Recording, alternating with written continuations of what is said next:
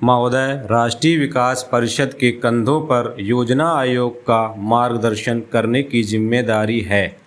आयोजन संबंधी विस्तृत कार्य तभी हाथ में लिया जा सकता है जब आप लोग अपने अपने संकेत दे दें। इस चरण में मैं इस बात पर जोर देना चाहूँगी कि इस बैठक में हम लोगों का संबंध योजना के ब्यौरे से नहीं बल्कि योजना बुनियादी दृष्टिकोण मात्रा से है। निश्चय ही यह बड़ा महत्वपूर्ण भी है क्योंकि सारी योजना कुछ सीमा तक इसी में आ जाती है। प्रमुख प्रश्न वे लक्ष्य हैं जो इसे प्राप्त करना चाहते हैं, जैसे विकास की दर और ढांचा, राष्ट्रव्यापी प्रयास, अनुशासन, सहयोग और दृढ़ निश्चय इन निर्धारित लक्ष्यों को प्राप्त करने के लिए आवश्यक है। उदाहरणार्थ, हम लोगों को अपना ध्यान विकास दर की समस्या पर केंद्रित करना है और हमें सोचना है कि क्या यह पर्याप्त है अथवा यह कम होनी चाहिए या अधिक। अगर हम समझते हैं कि 5 या 6% की विकास दर परमावश्यक है, तो क्या संसाधनों को जुटाने की दिशा में आवश्यक प्रयत्न करने को तैयार है? इसके बावजूद कि अनेक दिशाओं में प्रगति हुई है, बड़ी बात यह है कि प्रति व्यक्ति वास्तविक आय बहुत ही कम है। जो कुछ विकास हुआ है उसका कोई खास असर जनता के जीवन स्तर पर नहीं पड़ा है। ना तो इस विकास से पूरे रोजगार के अवसर प्राप्त हुए हैं और ना ही विषमताएं घटी हैं। इसीलिए भविष्य के लिए विकास दर एक महत्वपूर्ण कारक है। विदेशी सहायता को घटाने की दृष्टि से अर्थव्यवस्था को 6% की दर से विकसित करने का आयोजन करना एक साहसी कदम है। क्या हम यह कदम उठाने को तैयार हैं? क्या राष्ट्र यह कदम उठाने का इच्छुक है? दूसरी ओर, क्या हम इसमें कोई कमी कर सकते हैं? हमारे प्रयास अवश्य ही पूरे जोर से होने चाहिए। अतः हमारे लिए एक स्थिर दिशा, दूरदृष्टि और कार्य करने का संकल्प आवश्यक है। राष्ट्रीय विकास परिषद और हमारे राष्ट्र की सर्वोच्च संस्था है जो हमारी जनता का इस प्रकार का मार्गदर्शन कर सकती है और उसमें यह विश्वास पैदा कर सकती है। इसलिए आवश्यक भौतिक तथा वित्तीय संसाधनों के बल पर सही नीतियाँ, सही कार्यक्रम चलाए जाने चाहिए। अगर हम अन्न का सुरक्षित भंडार बनाना चाहते हैं तो उसमें मूल स्थिरता के कार्यक्रम के रूप में आवश्यक धन लगाना होगा। महोदय, कृषि विकास करना होगा और खेतिहरों के कमज़ोर वर्गों तक अधिकाधिक मात्रा में ऋण की सुविधाएं पहुंचानी होंगी। इसी प्रकार सिंचाई, ईंधन, बिजली, सड़कों, परिवहन और संचार आदि का विस्तार करना होगा। साथ ही बुनियादी उद्योगों का भी विस्तार करना होगा और विशेष रूप से बड़े पैमाने पर तेज़ी से औद्योगिकरण करना होगा। शिक्षा, स्वास्थ्य, वैज्ञानिक अनुसंधान, तकनीकी विकास के क्षेत्र में तथा इंजीनियरिंग, डिज़ाइन और सलाहकार सेवाओं के संवर्धन के लिए बहुत से कार्यक्रम चलाने होंगे। अपने संसाधनों और विशेष तौर से सरकारी राजस्व को बढ़ाने के उपाय करने होंगे। तभी जनता केंद्रीय तथा राज्य सरकारें अपनी अपनी जिम्मेदारियां निभा सकेंगी। मुझे विश्वास है कि परिषद के सदस्यगण साधन जुटाने की समस्या पर गंभीरतापूर्वक विचार करेंगे। आवश्यक अतिरिक्त संसाधन जुटाने का रास्ता ढूंढे बगैर हम PL 480 के अंतर्गत होने वाले अनाज के आयात को बंद करने और विदेशी सहायता को घटाने की बात नहीं कर सकते। ग्रामीण क्षेत्र और ख़ासतौर से समृद्ध किसानों की आय हर वर्ष बढ़ती जाएगी क्योंकि वे विकास के प्रयासों का लाभ उठाएंगे। अतः यह स्पष्ट है कि संसाधन जुटाने में इस बात का ख्याल रखना आवश्यक है।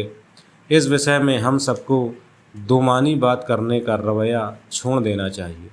दूसरी जिन समस्याओं की ओर योजना आयोग ने ध्यान आकृष्ट किया है उनमें अन्य कार्यक्रमों के साथ मिश्रित अर्थव्यवस्था भी है। यहाँ कई सवाल उठते हैं। बंटवारे, आर्थिक शक्तियों और प्रशासनिक निर्देशों का वह कौन सा संयुक्त रूप है जो संसाधनों के बंटवारों के लिए सबसे अधिक उपयुक्त हो। सरकारी क्षेत्र की इनमें क्या भूमिका होगी और इसे प्रभावशाली ढंग से निभाने के लिए कौन कौन से उपाय करने होंगे। धन और आर्थिक सत्ता के केंद्रीकरण के खतरे को दूर करके निजी क्षेत्र को कैसे बढ़ावा दिया जाए। योजना आयोग ने उत्पादन के विभिन्न क्षेत्रों के बीच संतुलन बिठाने का प्रयत्न किया है और इसके लिए कई सुझाव भी दिए हैं, लेकिन इसमें स्पष्ट निर्देश और मार्गदर्शन की आवश्यकता है। मुझे आशा है कि माननीय मुख्यमंत्री मुझे इस बात के लिए क्षमा करेंगे। मैं एक ऐसी समस्या का उल्लेख कर रही हूँ जो मुझे परेशान किए हुए है। कभी कभी केंद्रीय सरकार से लड़ने झगड़ने की बात की जाती है। मुझे समझ में नहीं आता कि इस तरह के झगड़े से या इस तरह की तनातनी से देश कैसे सुदृढ़, आत्मनिर्भर और स्वावलंबी बन सकता है।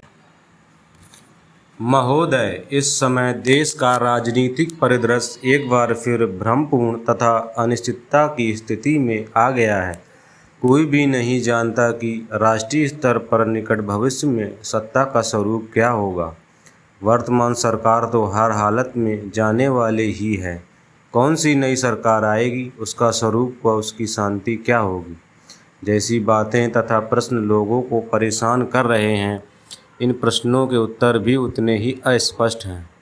यह आशंका भी सभी के मन में है कि आने वाला समय कहीं अति अनिश्चितता वाला ना हो, क्योंकि जब भी देश में राजनीतिक अस्थिरता होती है तो आम आदमी ही सर्वाधिक पीड़ा भोगता है। अर्थव्यवस्था को प्रभावित होती है तथा कानून व्यवस्था चरमराने लगती है। ऐसा नहीं है कि इस समय देश में कानून व्यवस्था बहुत अच्छी है, लेकिन अनिश्चितता की स्थिति में तो वह और भी बिगड़ेगी। जब भी राजनीतिक आंख मिचौली या चोर सिपाही का खेल खेलने लगते हैं तो लोग स्थितियों से त्रस्त होकर यह प्रतीक्षा करने को विवश होने लगते हैं कि कभी तो अच्छे दिन आएंगे, जो कि कभी भी जल्दी नहीं आते हैं। आधारभूत प्रश्न यह नहीं है कि कौन शासन कर रहा है, बल्कि यह है कि जो लोग शासित हैं उनके साथ क्या कुछ हो रहा है या होने जा रहा है। आने वाले समय में राजनीतिक परिदृश्य यही होने वाला है। हमारे इस लेख का उद्देश्य राष्ट्रीय स्तर के घटनाक्रम का उल्लेख करना नहीं है। इस क्षेत्र में हमारी अपनी अनेक समस्याएं हैं। इस क्षेत्र में विशेषकर पंजाब तथा हरियाणा में राष्ट्रीय स्तर के घटनाक्रम का क्या असर पड़ेगा, अभी तो यह बात स्पष्ट नहीं है कि आने वाले समय में स्थितियां क्या स्वरूप ग्रहण करेंगी, लेकिन यह अवश्य है कि केंद्रीय स्तर पर अस्थिरता का इस क्षेत्र पर भी प्रभाव पड़ेगा। वैसे तो राष्ट्रीय स्तर पर अनिश्चितता सभी राज्यों की स्थिति पर प्रभाव डालती है, लेकिन यह हमारे क्षेत्र के राज्यों को अधिक प्रभावित करती है, क्योंकि यह क्षेत्र अत्यंत संवेदनशील है। पंजाब, हरियाणा, हिमाचल प्रदेश तथा जम्मू कश्मीर सभी पाकिस्तान की सीमा के निकट हैं तथा इन राज्यों ने पिछले कई वर्षों में उग्रवाद का दौर देखा है। इन क्षेत्रों ने हाल के समय में कुछ राहत अनुभव की है, लेकिन यहाँ पूरी शांति का वातावरण नहीं बन पाया है। महोदय, स्थिति सामान्य हो जाने के बावजूद इन क्षेत्रों में उग्रवादी हिंसा व बम विस्फोट की घटनाएं यदाकदा होती रहती हैं। इन क्षेत्रों का बंदूक का भय अभी तक समाप्त नहीं हुआ है। विशेषज्ञों ने सीमा पार से करवाए जाने वाली तोड़फोड़ व विध्वंसक गतिविधियों की संभावनाओं से इनकार नहीं किया है। पाकिस्तानी एजेंटों की घुसपैठ तथा हथियारों व विस्फोटकों का आना अभी तक नहीं रुक पाया है। गुप्तचर एजेंसियों से मिलने वाली रिपोर्ट चिंताजनक है। इस क्षेत्र में उग्रवाद पर अंकुश लगाने के प्रयासों को तीव्र गति देना अति आवश्यक है। सरकार व जनता को इस बात के प्रयास करने चाहिए कि क्षेत्र में उग्रवाद समाप्त हो और हम अपने द्रुत विकास की दिशा में आगे बढ़ सकें। इसके लिए देश में एक मजबूत व स्थिर केंद्र सरकार की आवश्यकता है। राज्य सरकारों को भी आर्थिक रूप से सुदृढ़ होना चाहिए तथा उन्हें केंद्र सरकार से पर्याप्त सहायता प्राप्त होनी चाहिए। यह तभी हो सकता है जबकि केंद्र सरकार की अपनी कोई समस्याएं ना हो तथा वह जनता के हित में अपना समय तथा संसाधनों का उपयोग कर सके। लेकिन ऐसा होता हुआ नहीं दिखाई दे रहा है। अब लोगों में यह धारणा बनती जा रही है कि विभिन्न राजनीतिक हितों वाली पार्टियों के गठबंधन की सरकार का प्रयोग सफल नहीं हो पा रहा है तथा इसने जनहित के कार्य करना बंद कर दिया है। इस प्रकार की सरकारों को चला पाना कठिन होता है, लेकिन लोग यह चाहते हैं कि जब इस प्रकार की सरकार बन गई है तो वह कुछ समय तक तो चले, जिससे कि लोगों को अनिश्चितता से राहत मिल सके।